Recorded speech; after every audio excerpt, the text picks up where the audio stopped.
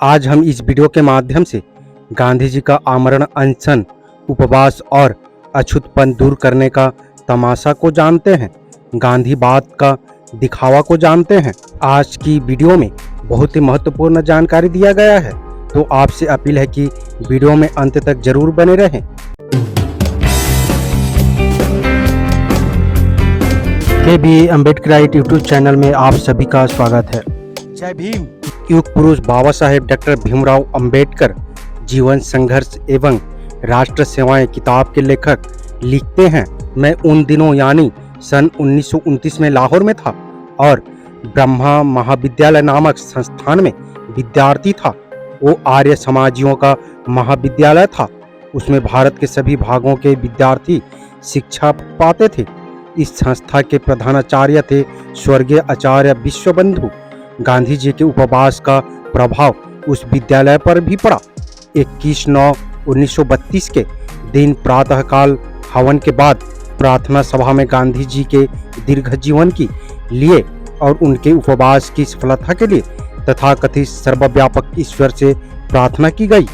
उसके बाद आचार्य जी ने अपने प्रार्थना प्रवचन में कहा कि अगर हिंदुओं ने स्वामी दयानंद की बातों को माना होता और उन पर आचरण करते तो ऐसी परिस्थिति पैदा नहीं हुई होती। उसके कथानुसार अछूतों में ऐसा नेता पैदा हो गए थे जो उन्हें हिंदुओं से अलग करना चाहते थे।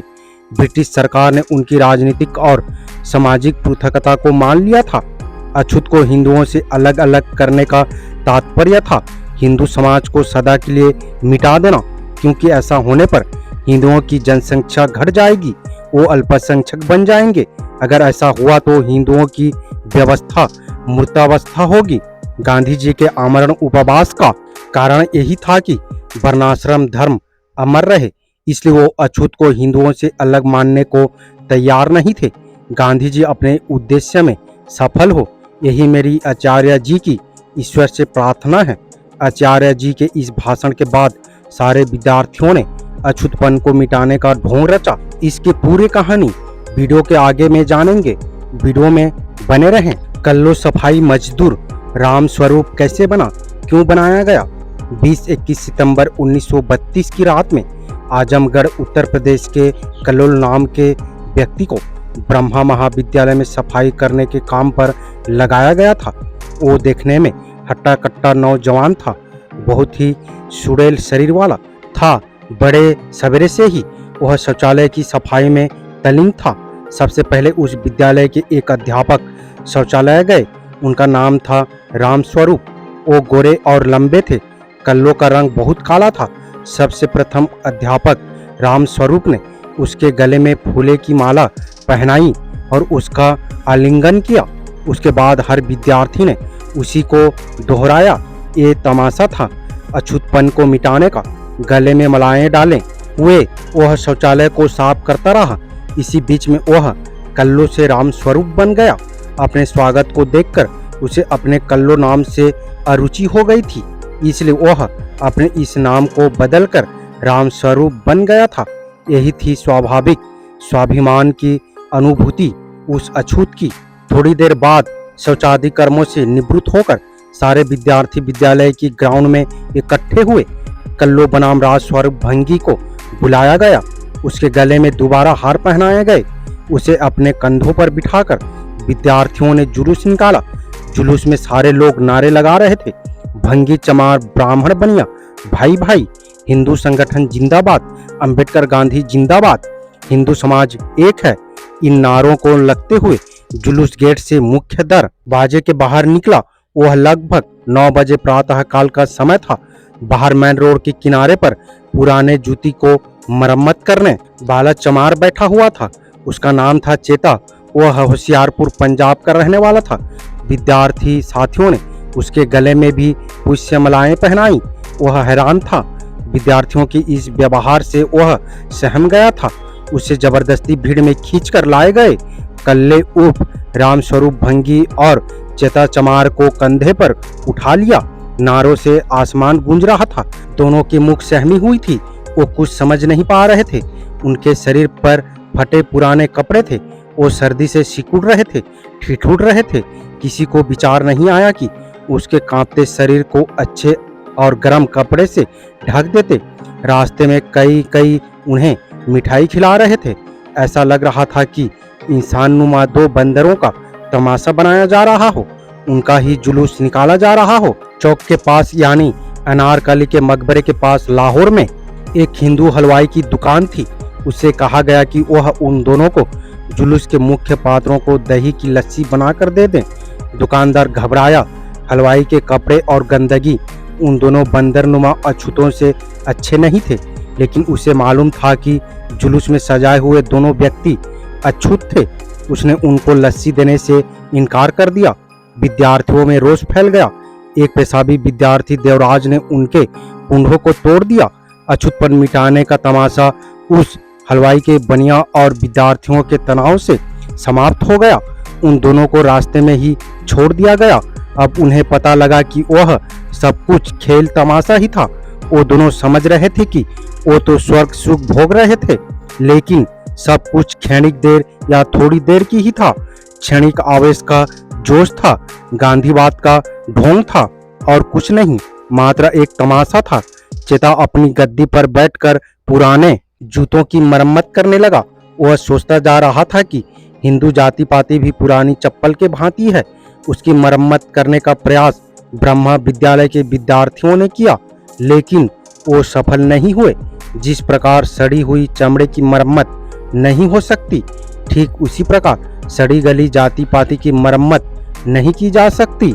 जिस प्रकार कोढ़ी के सड़े गले अंग गिर जाते हैं, उसी प्रकार हिंदू धर्म गिर रहा था। यह था गांधीवाद के चेलों का छुआछूत दूध करने का नया तरीका, जिसका गांधी जी के आमरण अनशन उपवास के कारण आविष्कार हुआ था। उसके बाद मैं कुछ साथियों के साथ लाहौर शहर में गया।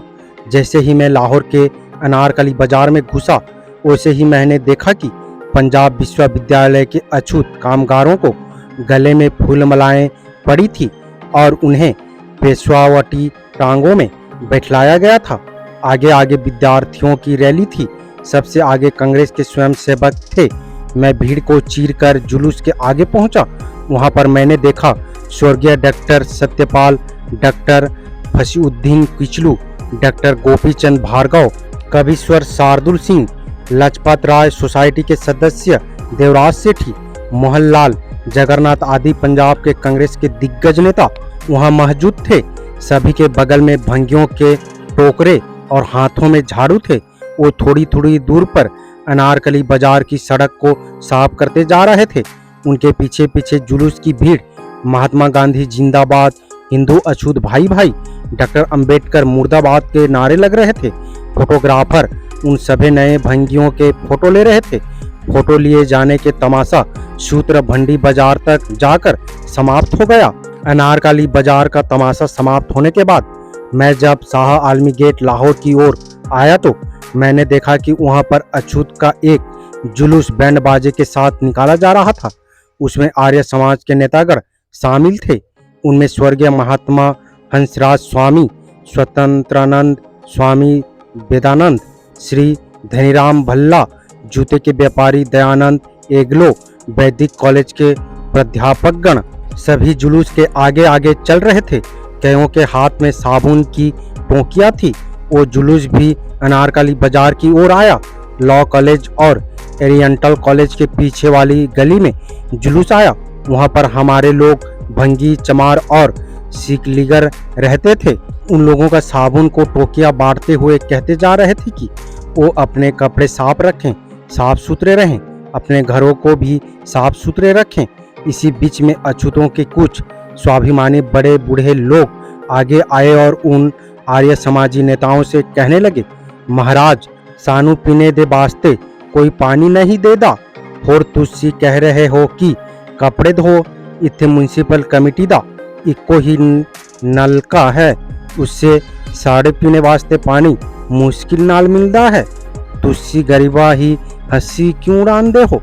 इसका जवाब महाशय कृष्णा जी प्रताप दैनिक पत्र के संपादक ने दिया, भाई 80 तानू साबुन देने आए हैं, पानी देने नहीं। इतना कहकर वो आगे बढ़ गए।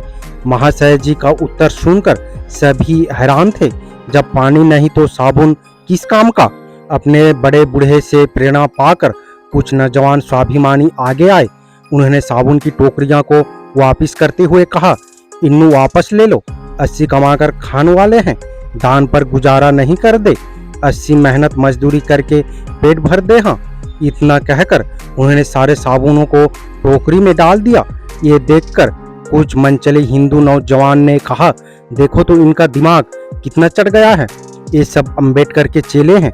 बाबा साहेब का नारा लेना था कि उन अछूत नौजवान को जोश आ गया और उन्होंने जोर से नारा लगाया, बाबा साहेब डॉक्टर जिंदाबाद, हिंदू धर्म मुर्दाबाद, ढोंगी नेता वापस जाओ। इन बुलंद नारों को सुनकर कुछ हिंदू खत्री आर्य समाजी नौजवान झगड़ा फसाद करने के लिए आगे बढ़े। वो अछूत स्वाभिमानी नौजवान के साथ झगड़ना ही चाहते थे कि कुछ आर्य समाज नेता आगे आए और उन्होंने दोनों पक्षों को समझा बुझाकर शांत करा दिया। जुलूस आगे बढ़ा और लॉ कॉलेज के रोड पर जुलूस समाप्त हो गया। हमने समाचार पत्रों से जाना कि इसी प्रकार के जुलूस अमृतसर, लैलापुर, स्थलकोट, गुजरावाला आदि आदि जिलों में निकाले गए। अछूतपन मिटाने के तमाशा अनोखी थे। ऐसा था गांधीवाद का तमाशा, जाति पाति वाले का नंगा नाटक, जिसे लेखक ने अपनी आंखों से देखा था। उसके दूसरे ही दिन लाहौर में प्रकाशित होने वाली इंग्लिश पेपर डेबून और सिविल मिलिट्री गजट और उर्दू में प्रकाशित होने वाले प्रताप बोर भारत में उन सभी नए और नकली भंगी चमारों के फोटो मुख्य पृष्ठों पर प्रकाशित किए गए थे। लाहौर के मुस्लिम पेपरों में उन तमाशे की समालोचना करते हुए लिखा था कि हिंदू हमेशा ही तमाशा बीन रहा है, अपने आप को बदलना वो नहीं जानता, ब्राह्मण की पूजा होती है, वही मंदिर मठ और अखाड़ों का मालिक होता है, इसलिए गैर ब्राह्मण हिंदू का कोई वजूद नहीं है, वो सिर्फ बेकार का चलता फिरता इंसानुनुमा जानवर हो। अछूतों को चाहिए कि वो ऐसे धर्म जो हिंदू धर्म से अच्छा हो या मुस्लिम धर्म को अपना ले। ऐसा करने पर न सिर्फ उनको अल्लाह ईश्वर के दर्शन होंगे, बल्कि बाइज्जत और बकवार स्वाभिमान के साथ रह सकते हैं, खुशहाल ओ आराम जिंदगी के हकदार हो सकते हैं। गांधी जी बनिया होने के कारण किसी प्रकार भी ब्राह्मणी शास्त्रों को बदल नहीं सकते हैं। गांधी जी का अनशन केवल अछूतों को गुमराह करने के लिए है। डॉक्टर अंबेडकर को चाहिए कि वो इस बनिया राजनीतिक संत से सावधान रहे, इसी में उनका कल्याण है। आप खुद इस वीडियो में देख लिए हैं कि गांधीवाद और गांधी का तमाशा किस प्रकार था। वीडियो आपको कैसा लगा अपने राय कमेंट बॉक्स में जरूर दें। वीडियो अगर पसंद आए तो लाइक करना ना भूलें। उम्मीद करता हूँ वीडियो को समझ गए होंगे। अगर समझ गए हैं तो अपने परिवारजनों को, दोस्तों को, मूल निवासी, SC, ST, OBC, Bahujan Samaj को शेयर जरूर करें ताकि उन्हें भी पता चल सके, जानकारी हो सके। मेरा आप सभी बहुजन समाज, मूल निवासी अम्बेडकरवादियों से अपील है, हम अपने समाज को जागरूक करने के लिए बहुत मेहनत करते हैं और अम्बेडकर विचारधारा वाले वीडियो को लाते रहते हैं। आपकी एक सब्सक्राइब हमारे हौसले को बुलंद कर हमें दोगुनी हौसला प्रदान करता है, मजबूत करता है। इसलिए आप सभी से गुजारिश है कि हमारे चैनल को सब्सक्राइब करके हमें सपोर्ट जरूर करें ताकि हम अगले नए वीडियो डालें तो आप तक नोटिफिकेशन जा सके और कुछ महत्वपूर्ण जानकारी मिल सके। धन्यवाद। जय भीम, जय संविधान, जय मूल निवासी।